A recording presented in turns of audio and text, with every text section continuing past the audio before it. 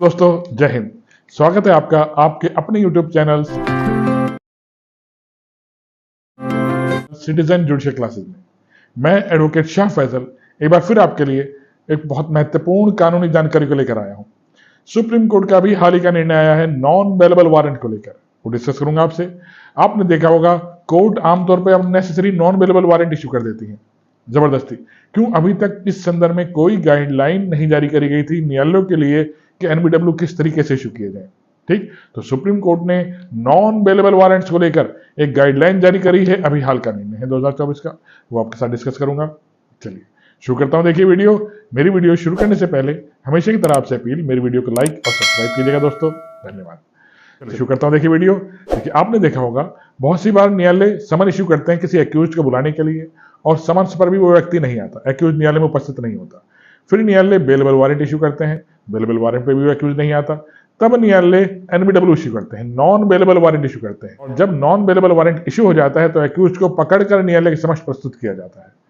ठीक दोस्तों, ये आमतौर पे अब फिलहाल क्या होने लगा है, कोर्ट्स एनबीडब्ल्यू एकदम इशू कर देते हैं कि किसी पक्षकार को हाजिर कराना हो, किसी एक्यूज को बुलाना हो, ना समन ना बीडब्ल्यू, एकदम एनबीडब्ल्यू इशू कर देते हैं। चाहे कोई विटनेस क्यों ना हो, एकदम उसे गिरफ्तार करके न्यायालय आमतौर पर बिना कोई प्रोसीजर फॉलो करे एकदम एनबीडब्ल्यू इशू कर रहे थे। इसी को देखते हुए सुप्रीम कोर्ट ने कोर्ट्स को लेकर एक गाइडलाइन जारी करी है कि न्यायालय बिना प्रॉपर एविडेंस लिए नॉन बेलेबल वारंट इशू नहीं करने चाहिए। न्यायालयों के लिए गाइडलाइन जारी कर दी है इस केस में दोस्तों। ठीक, केस क्या है, केस के फैक्ट्स देखिएगा। केस का नाम है Sharif Ahmed versus state of Uttar Pradesh, 2024 Supreme Court. अभी 1 मई का डिसीजन है सुप्रीम कोर्ट का। इस केस में सुप्रीम कोर्ट ने स्पष्ट कर दिया, कोर्ट को गाइडलाइन जारी करी है कि न्यायालय एनबीडब्ल्यू नॉन बेलेबल वारंट एकदम इशू ना किया करे। प्रॉपर प्रक्रिया है, पहले समन इशू किए जाए, फिर बीडब्ल्यू इशू किए जाए, फिर non bailable warrant issue. Supreme court ने कहा नॉन बेलेबल वारंट न्यायालयों द्वारा, कोर्ट्स द्वारा तभी इशू किए जाने चाहिए जब उसको प्रॉपर एविडेंस उसके पास लाए गए हों। अब प्रॉपर एविडेंस कैसे होने चाहिए, जब न्यायालय को लग रहा है कि एक्यूज्ड विटनेसेस को प्रभावित करेगा, साक्ष्यों को प्रभावित करेगा, देश छोड़ के भाग जाएगा, न्यायालय की अधिकारिता से बाहर निकल जाएगा, या मामले को प्रभावित करेगा, या कोई गंभीर किस्म का मामला उसके विरुद्ध लगाया गया है। ठीक, या उसके विरुद्ध प्रॉपर एविडेंस आया है कि उसके विरुद्ध कि देश छोड़ के भागने वाला है, संपत्ति को नष्ट करने वाला है अपनी, या साक्ष्यों को या परिवादी को प्रभावित करेगा, डराएगा, धमकाएगा, इस तरह के प्रॉपर एविडेंस न्यायालय के पास हैं और दूसरी पार्टी प्रॉपर एविडेंस दिखा रही है न्यायालय को, तभी नॉन बेलेबल वारंट इशू किए जाने चाहिए। अन्यथा पहले समन इशू किए जाए, फिर बीडब्ल्यू, फिर नॉन बेलेबल वारंट, एकदम एनबीडब्ल्यू इशू ना किए जाए दोस्तों। इस केस में ये हुआ, इस केस में एक्यूज के विरुद्ध direct non bailable warrant issue कर दिए गए।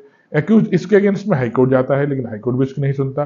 तभी शरीफ अहमद एक्यूज सुप्रीम कोर्ट जाता है, तब सुप्रीम कोर्ट इस केस में गाइडलाइन जारी कर रहा है। देखिए कि न्यायालय के समक्ष प्रोसिक्यूशन प्रॉपर एविडेंस रख रहा है, तभी नॉन बेलेबल वारंट इशू किए जाएं, अदरवाइज एनबीडब्ल्यू इशू ना किए जाएं दोस्तों।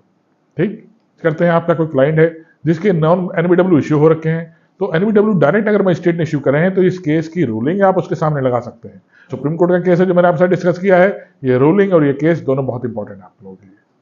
ठीक दोस्तों, आशा करता हूं मेरी वीडियो समझ में आ रही है दोस्तों, आ रही है, इसे लाइक और सब्सक्राइब कीजिए दोस्तों। अगर आपने मेरा चैनल अभी तक सब्सक्राइब नहीं किया है तो सब्सक्राइब कर लीजिए दोस्तों। आने वाले समय में और बहुत महत्वपूर्ण जानकारी, बहुत सुप्रीम कोर्ट के इंपॉर्टेंट केसेस में आपके लिए लेकर आ रहा हूं दोस्तों। धन्यवाद दोस्तों, जय हिंद।